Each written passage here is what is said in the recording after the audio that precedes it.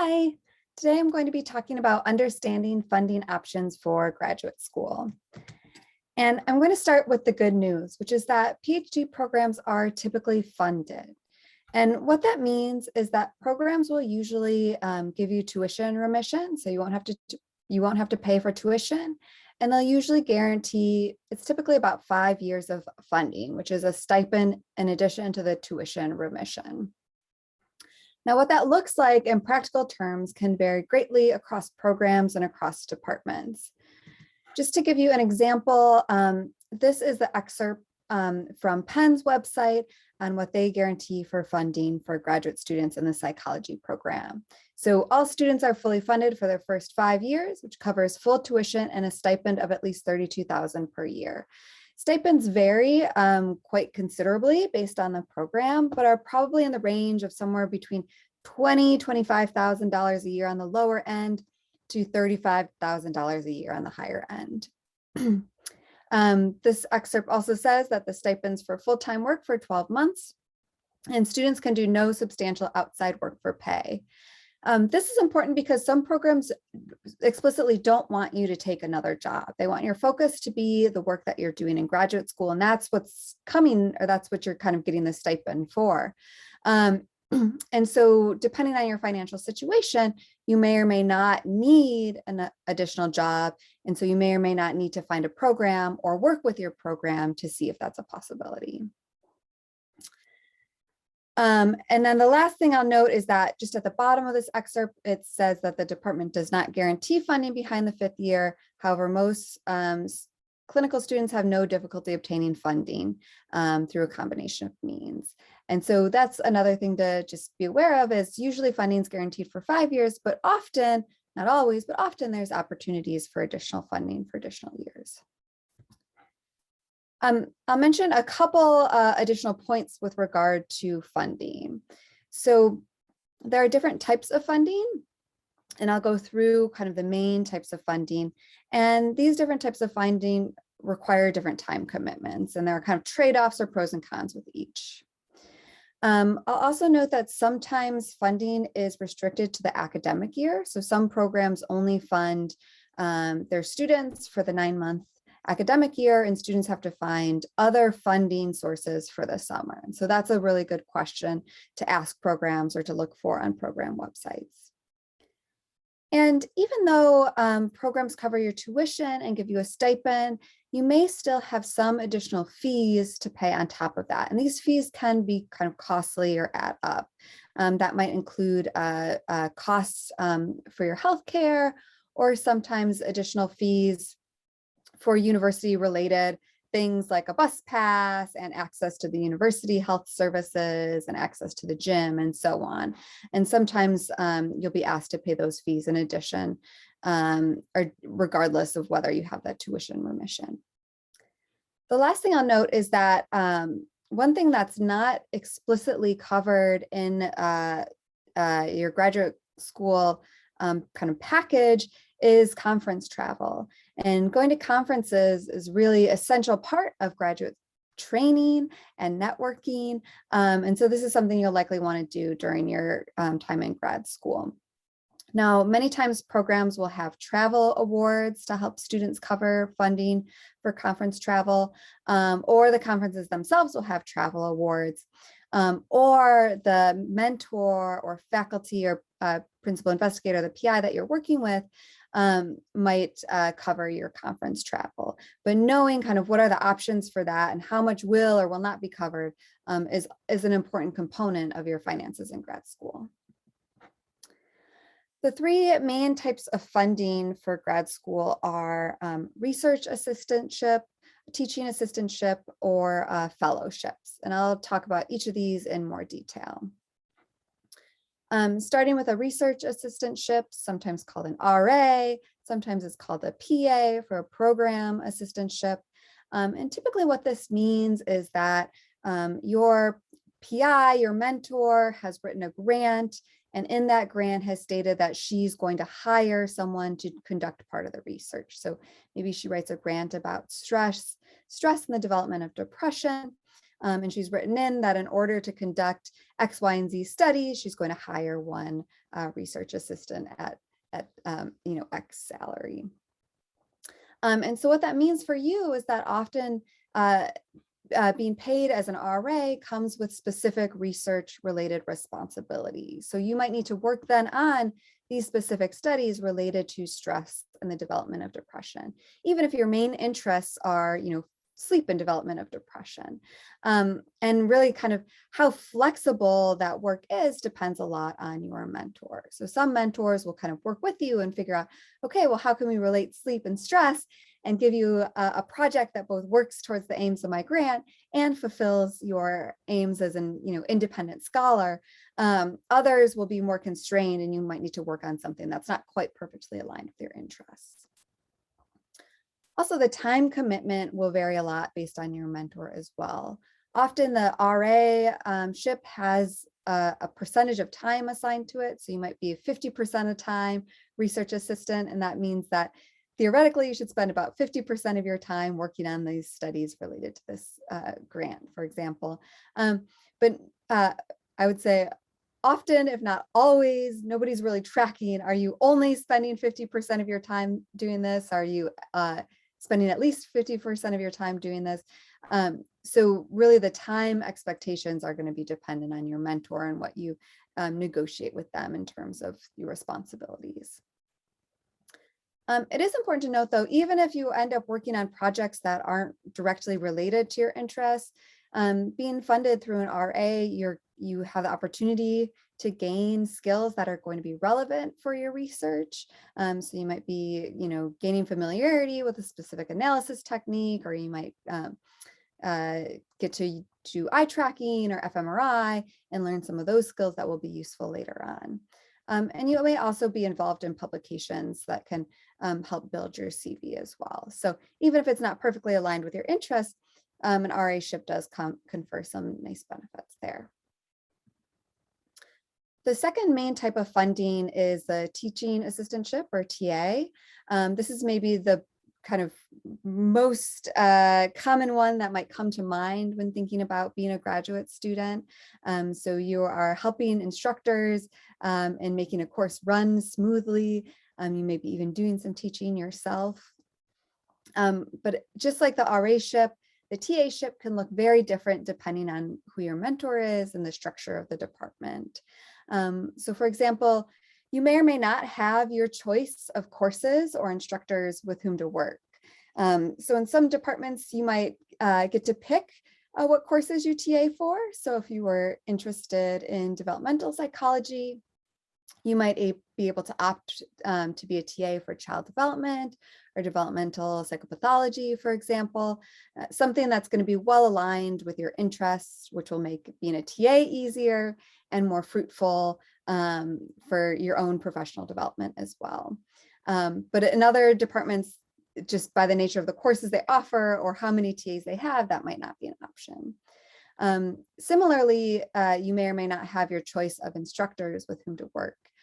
It's really great as a TA to work with an instructor who's going to give you opportunities to build your teaching should you want them, maybe give you an opportunity to give a guest lecture in the course or do some teaching yourself. It's great to work with instructors who will give you feedback on your teaching and also who will be respectful of your time and other responsibilities. But again, in some programs, you'll have the ability to kind of say, I want to work with this person or that person. And in others, there just may be constraints that will make that impossible. Being a teaching assistant may also vary a lot in how much you actually teach. So if you are a TA, for example, for a big lecture class, you may not be doing much teaching. You may be holding office hours and dealing with scantrons and doing some more administrative work. And again, depending on the instructor that you're working with, there may be more or less opportunities to do things like help write exam questions or participate in developing assignments. But if you are a TA for a discussion section, you may very well be teaching that section all on your own and getting some really robust classroom experience. So based on these factors, as well as the expectations of your instructor, your time commitment here is going to vary. If you're doing more administrative duties, or there are multiple TAs for a course, it might be a pretty light time commitment. If you're teaching your own discussion section or multiple discussion sections, it's probably going to be a much larger time commitment. But similar to the RA-ship, I think it's good to view TAing as an opportunity to build some skills that are going to be relevant for your professional development. And also to explore, do you like teaching? Do you not like teaching? Is this something you want more experience in, or a skill that you need to further develop? And the TA-ship is a really good idea, is a really good opportunity to see some of those things. Lastly, the kind of third big way of being funded is through fellowships. And fellowships is typically money coming from not your PI's grant, not necessarily your department. It might be coming from a governing body like the National Institutes of Health, or it might be coming from a private foundation, or it might be a fellowship that's coming from your university, but is not tied to a specific mentor or project. And the idea behind fellowships is they typically allow you more opportunity for independent research. When you apply for a fellowship, you often have to give some sort of research plan or propose a project. And that's what the money's for, is to really allow you to have the opportunity to conduct that research. And so based on what type of fellowship you're applying to, the time commitment here is often in the application process. Some fellowship applications are going to be quite involved and require a lot of time and preparation. Others are going to be more minimal. And so you'll want to kind of keep that in mind when thinking about, when or which fellowships you might apply to. Fellowships are great for the experience. They show that someone is interested and invested in your research ideas, which can be a really good signal on your CV. If you receive a fellowship, that often tells people that others are interested and excited in the work that you're doing, and have belief that you're capable in executing it. I want to mention a few other things about fellowships. One is it's really important to hook up with mentors when you're working on fellowships. So connect with someone who can help you through this process. Because fellowships, much like applying to grad school, have kind of their own hidden curriculum or their own set of implicit conventions and norms.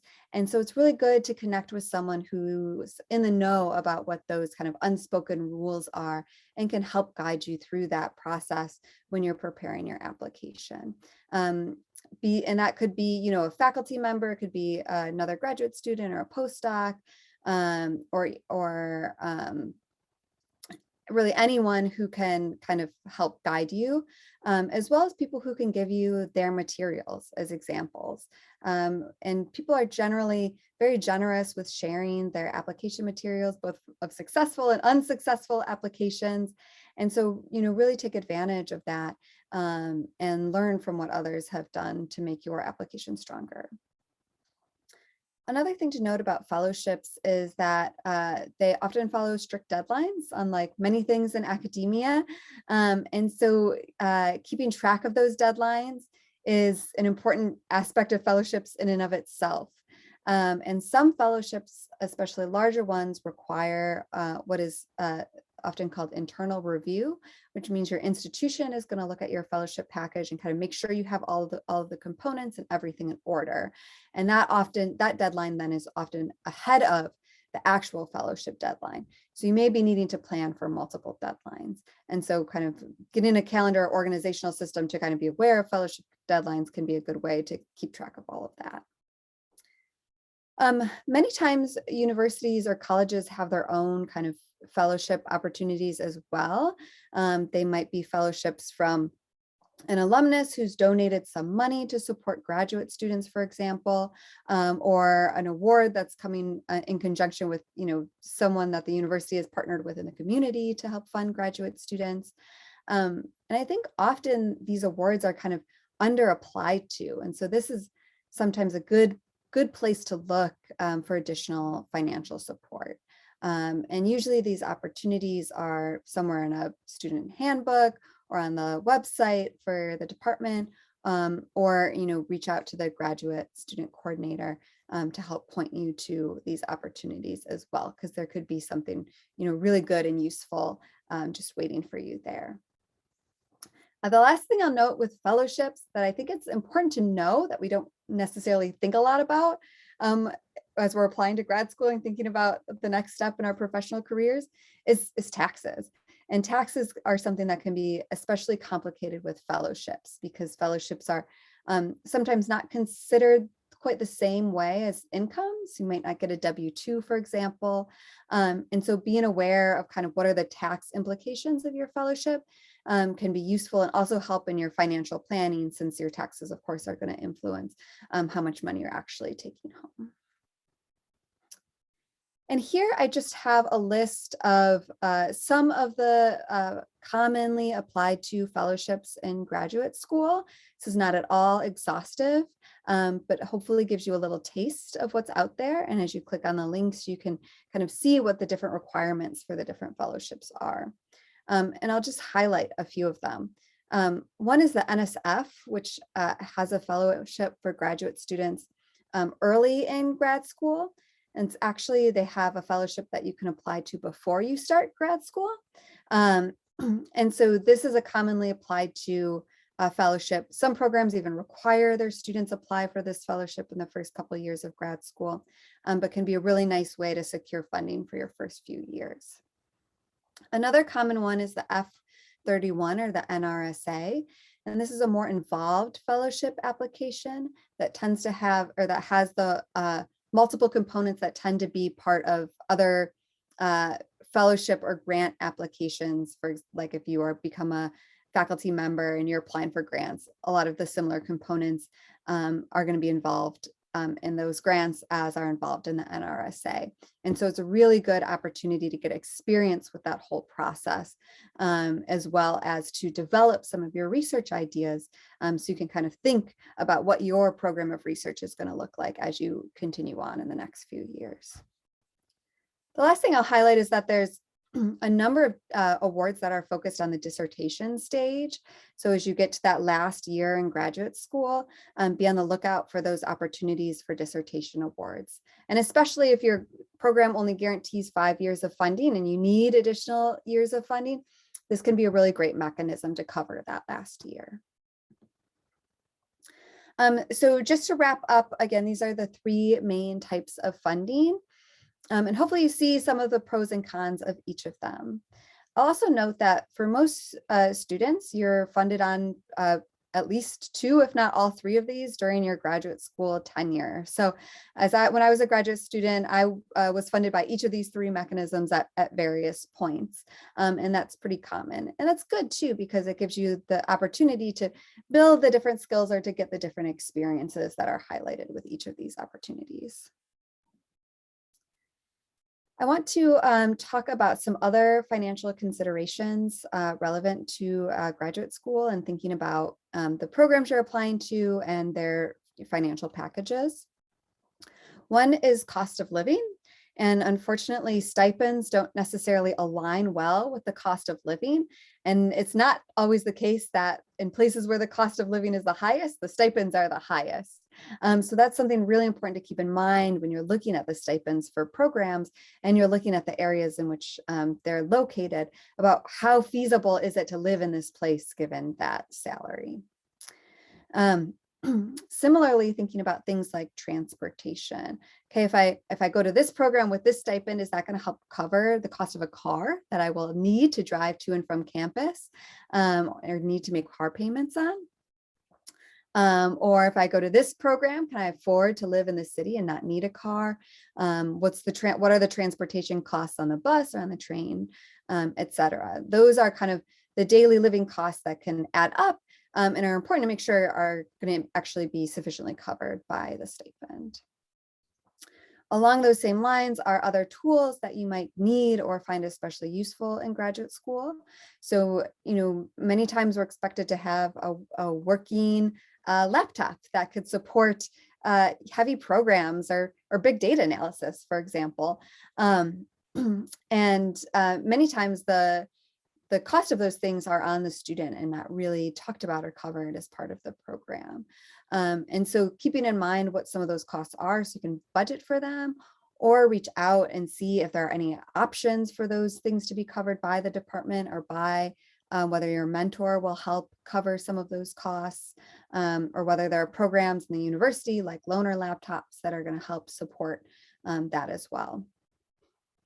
Of course, it's important to think about what other financial costs you have in your life as well. If you're contributing money to family members, if you're paying for childcare, if you have loans or other, house payments or car payments, all of that will need to be kind of thought about in terms of the stipend as well.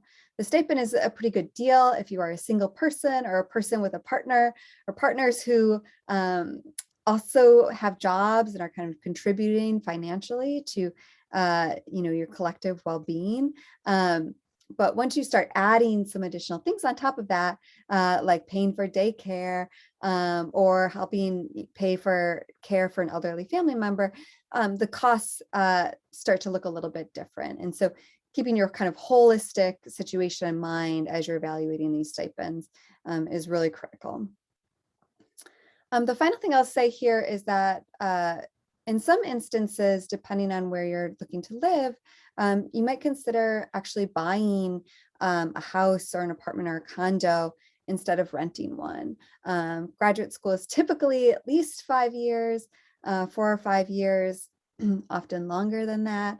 And so actually having that investment that will hopefully pay out in the end could be something to consider as well. I also want to note that stipends unfortunately don't increase at the rate of inflation, and it's quite possible that the stipend for being a TA, for example, in your first year is going to be the same stipend for being a TA at the end of your 5th year, even though a lot can change in the world in those 5 years in terms of other costs. And so that's an important budgeting consideration as well. And some universities will have unions, like a teaching assistant union or other student unions that are trying to advocate for increasing stipends for graduate students or providing other financial opportunities for graduate students. So that can be also something you can look out for if you want to, volunteer, contribute your efforts there as well. All of this together, I want to encourage making a budget to assess prospective expenses in graduate school, taking into consideration the specific programs and locations and all of these other kind of things that you might want to think about, and really figuring out, is this going to work for me? Okay, if not, then how can I make it work for me? Or what other options might I have to make sure that this is, feasible and I can live this way for the next 5 years? I want to spend a few minutes talking about the costs of applying to graduate school, because they're not minimal and they can add up. So I'm just going to spend a few moments talking about each of these 4 areas where are the major costs of applying. And the first major cost is application fees. And there's a huge range here. Some don't have any application fees. Some programs have application fees that are, around $20 all the way up through, $100, $150. So there's a lot of range. And many schools will offer fee waivers, but the process is not always transparent or straightforward. So all you might have to do is email a grad coordinator. This may be easy or not so easy. So it may be that you find their email on the website, you send them an email, say, hey, can I get a fee waiver for my graduate school application? And they reply and say, sure, consider the fee waived. Other times it may be hard to find out who that person is. You may need to email them multiple times to follow up if you don't hear a reply. Of course, they have lots of responsibilities too that they're keeping track of. So that may be one step. You may also be asked to require some sort of proof of financial need. And so both of these things suggest that you might want to reach out about fee waivers far enough ahead of the application deadline that you can account for any other needing to assemble documents or needing to follow up with people. Another note about fee waivers is that they're not always available to international students. Some are only available to students for programs in the United States from the United States. And so that's something to check as well. Here is a link to a list of schools that have provided fee waivers compiled by another program. And there are other such efforts on the internet right now as well. So, you know, you can, as you're considering, do I apply to this program? Do I not apply to this program? Might be worth kind of doing a quick search to see if there's any evidence that they might do a fee waiver. The second bigger cost is fees for sending your GRE scores to schools. Luckily, increasingly, many schools are getting rid of the GRE requirement, which is great because it's not particularly predictive of who ends up being successful or does well in graduate school. As is more an additional cost. The Splat Lab at Michigan compiled a nice list of schools that are and indicating whether or not they require the GRE. So that's a great resource to look at. And the Splat Lab has a lot of other really good graduate school preparation resources as well. So I put their website on here to look there. The last note about the GRE fees is to just capitalize on those free schools. When you do your GRE, you can send, I think it's up to 5 schools, your scores for free. And so it's worth investing that little bit of time ahead of taking the GREs to try to pick out what are 5 schools that you are almost certainly going to apply to and take advantage of having them sent the scores for free before you have to pay for them.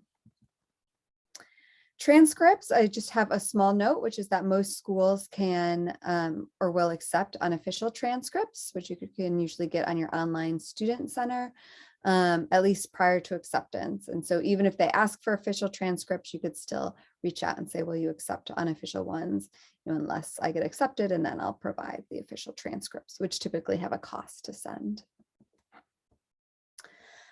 Lastly, interviews. So interviews is another place where there's just a lot of variability and cost and what's covered or not covered.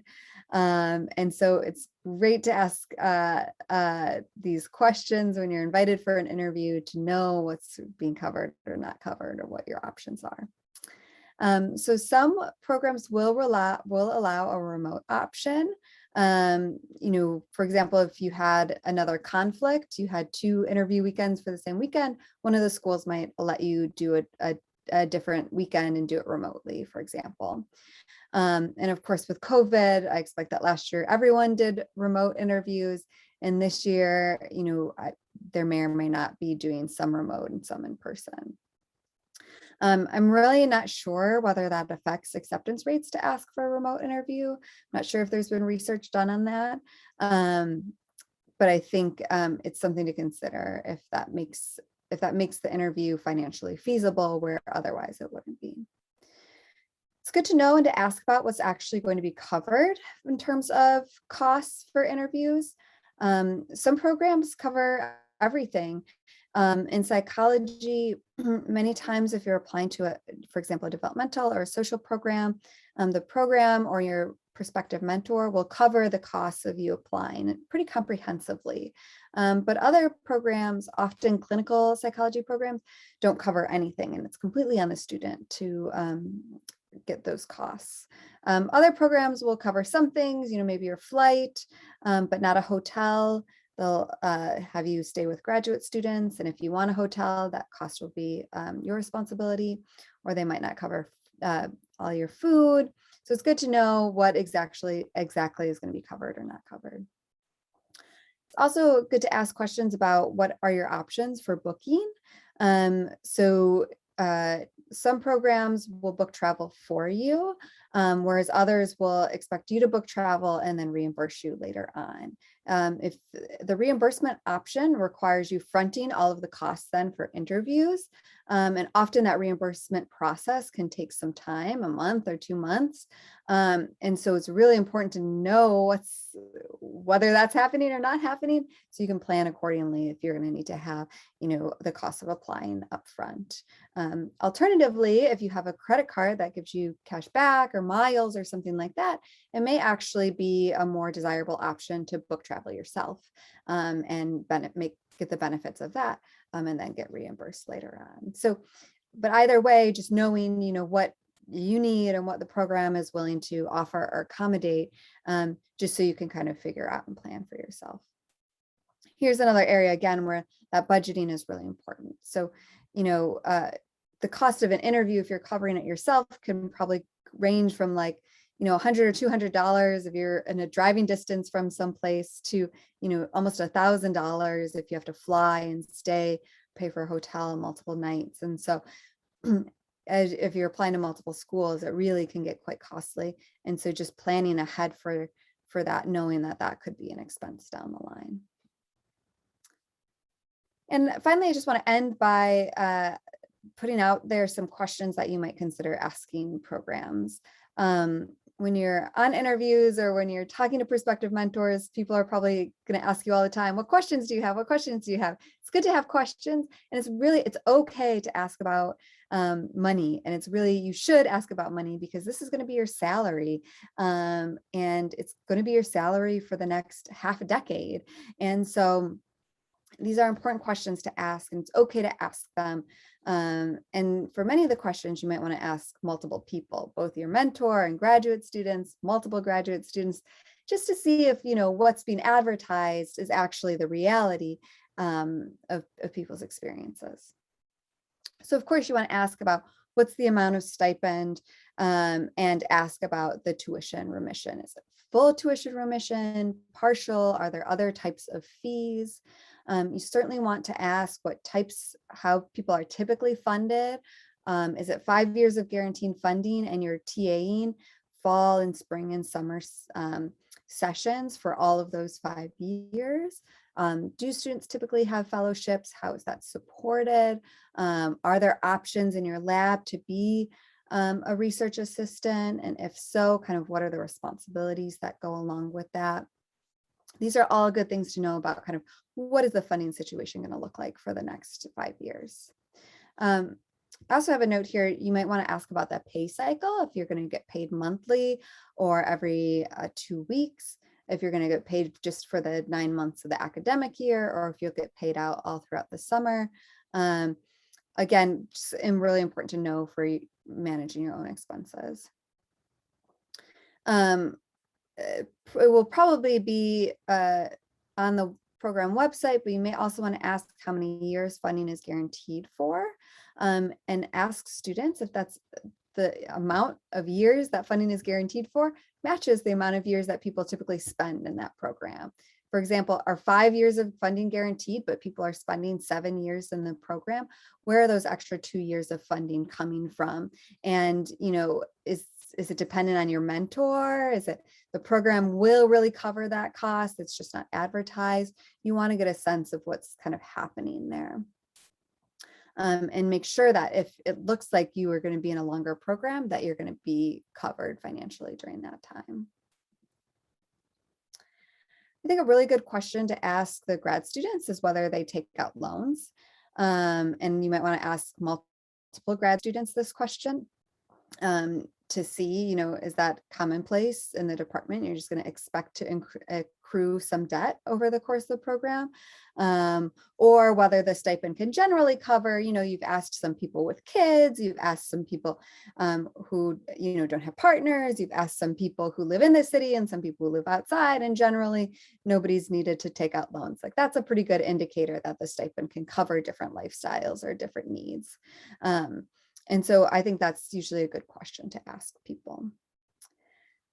Similarly, ask about people's housing situation. What are the costs of housing in that location? What does housing look like? Are graduate students sharing rooms because they're in a tiny apartment in New York City? Does your stipend cover a whole house? Sometimes is the case. And so getting a good sense of what your options might be there as well. Also asking about how things are covered for conference travel. Are there department or university awards that might cover conference travel fees? Is your PI or your mentor willing to cover conference travel? Are you expected to cover it yourself? Because that's, again, another big cost that's almost a necessity for your professional development in graduate school. And so you want to make sure that that's going to be able to be feasibly accounted for during your time. And then finally asking about those fellowship opportunities, as well as expectations. So, are you encouraged to apply for fellowships? What kind of support is available to help you do so? Are you expected to apply for fellowships? Because again, some of those applications can be quite time consuming. And so if that's an expectation, that's going to be needing to be considered part of your time. And so getting a sense of what the fellowship landscape is for the department as well. Well, I'm not in person, so you can't actually ask me questions right now. I wish I could take them live, but I'm happy to take questions by email. So feel free to reach out if you want to talk about anything that I've covered or have additional questions for things I haven't covered as well.